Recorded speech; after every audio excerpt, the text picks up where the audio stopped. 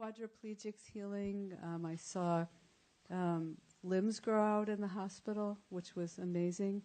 My favorite limb that grew out was a man who was 85, and he was in the ICU, and he was not there because he was missing a limb.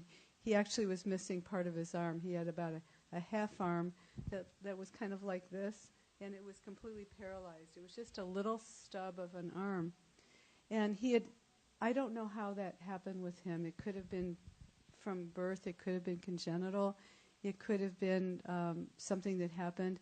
His daughter said he had always been like that.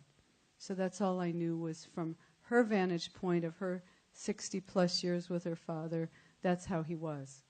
So he just had a little stub of an arm that wouldn't move. And what was amazing to me about that was, of course, he was not in the hospital for that reason. He was in the hospital because he had a life-threatening condition.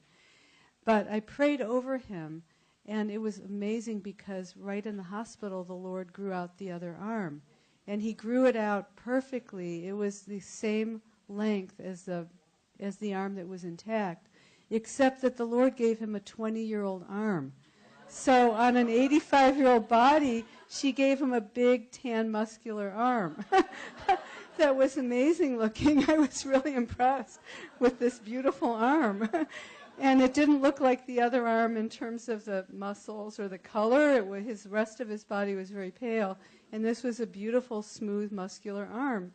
And he was thrilled with the arm. He really loved the arm. Because every time I'd see him, he would wave the arm and move it around. It was paralyzed, and now he had an arm he could move. And I always got it was always funny for me to see this because I was wondering when he got out what he was going to do with this arm. If he was going to chop a tree down with it or whatever, move furniture.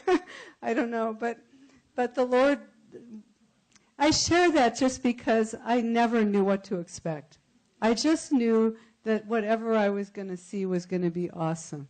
That's what I expected. But how he did it was up to him.